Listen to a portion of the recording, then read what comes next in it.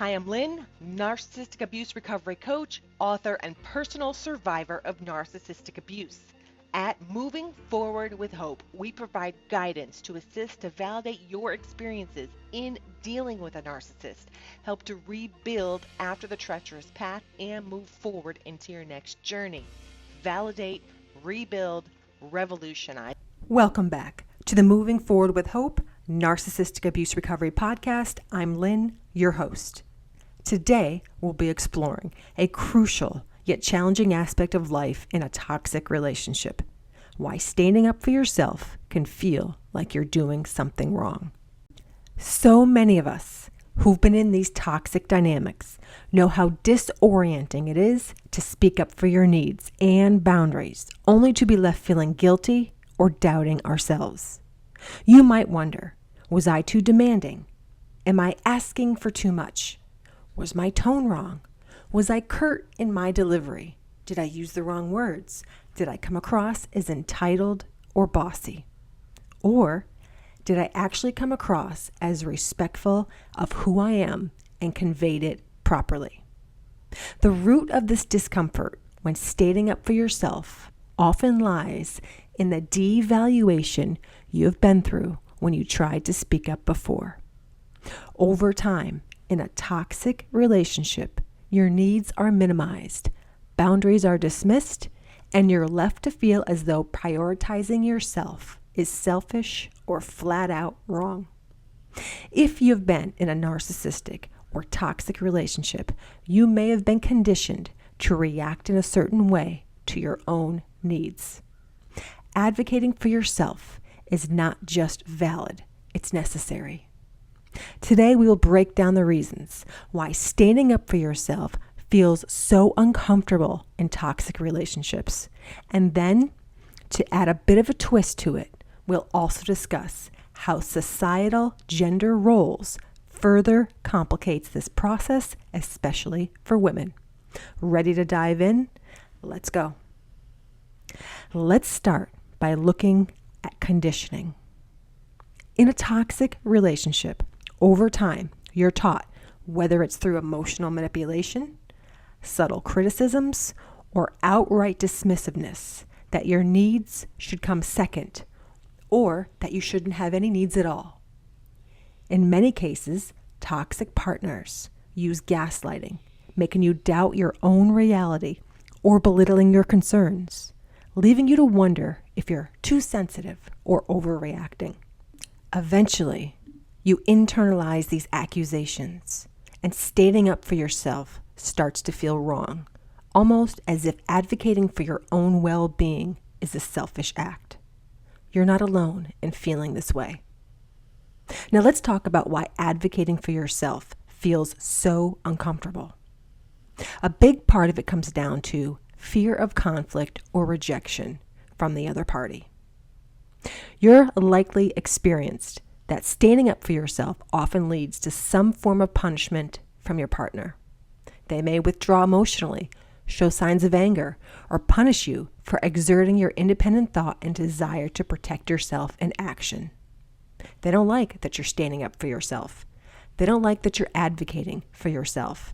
They don't like that you're taking a stand and setting a proper boundary. Yes, this is about control. Over time, this creates a connection between advocating for yourself and negative consequences.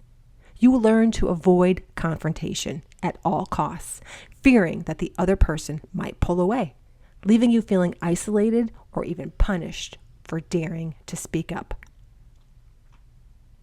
2. In addition to this, and what is compiled on top of this rejection, is the eventual loss of your identity. In toxic environments, your sense of self is eroded over time. Constant gaslighting and invalidation make it harder to recognize that your voice matters. Over time, your voice becomes smaller and smaller, quieter and quieter, and you become more compliant to keep the peace. Your confidence starts to fade, and you start to turn off your connection to your intuition. As your confidence fades, standing up for yourself becomes like a foreign transaction.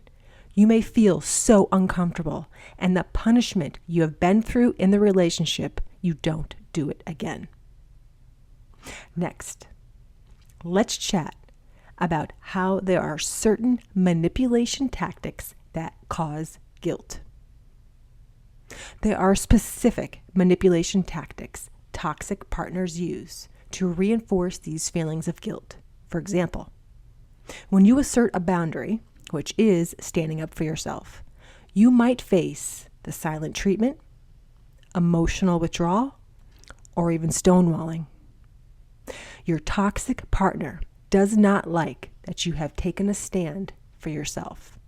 They feel uncomfortable that you are rising up. They may not be used to you doing it, and they want you to revert and back down.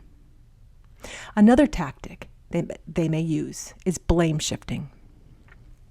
When you bring up a concern, the toxic partner may immediately deflect and make it seem like you're the problem. You walk away feeling guilty for even bringing it up in the first place.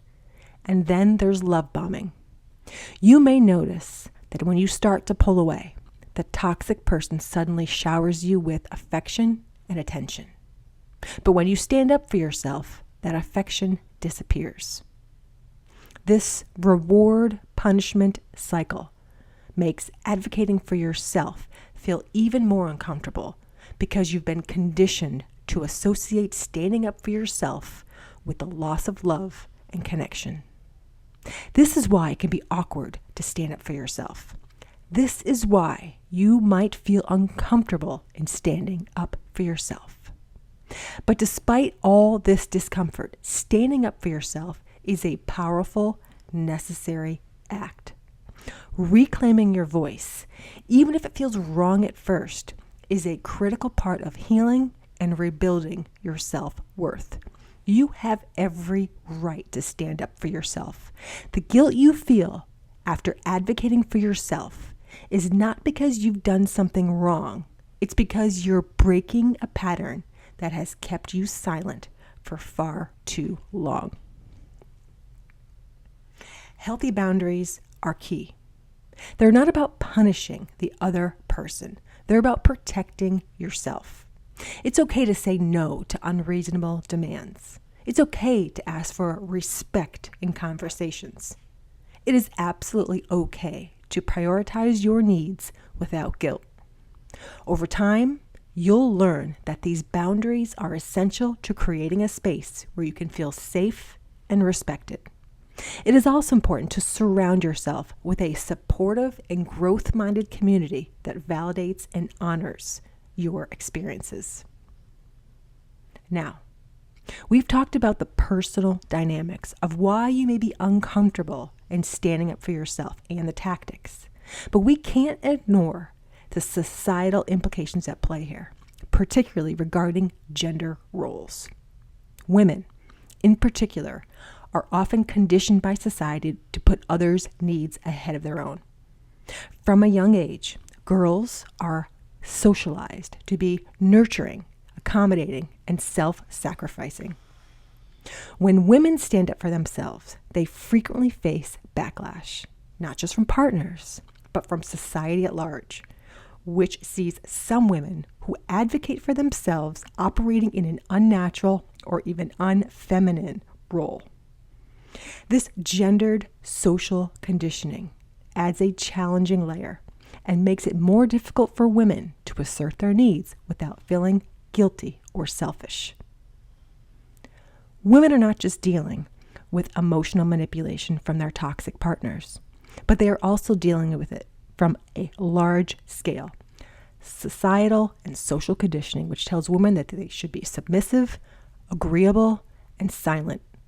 Women are now walking into who they are, and some women are challenging society's standards. Some women are becoming no longer submissive. We are no longer going to agree to everything if it goes against what we believe, and we are now no longer going to be silent. Society is slowly evolving. And many men may resist when women begin to reclaim their voice. This resistance is rooted in patriarchal norms, which have long given men power and control.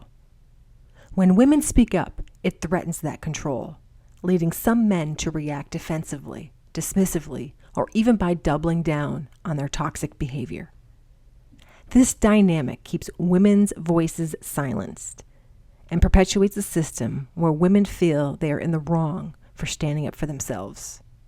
But as more women begin to stand up for themselves and overcome the feelings of guilt and being uncomfortable in the process, we can challenge and eventually face these harmful societal norms. Standing up for yourself in a toxic relationship is difficult, but it's an act of self-love. The discomfort, the guilt, and the fear of conflict are all tied to emotional conditioning that has taught you to stay silent. Over time, with small acts of standing up for yourself, you'll rebuild your confidence and learn that your needs matter. Standing up for yourself isn't wrong. It's a new path. And as women, we're not just reclaiming our voices in our personal lives. We are challenging a societal system that has silenced us for too long. This is Lynn, and I want to thank you for joining me today. If you are enjoying this podcast, give us a positive review on whichever platform you are listening on. Visit our website at movingforwardafterabuse.com for more information. I'll see you in the next one.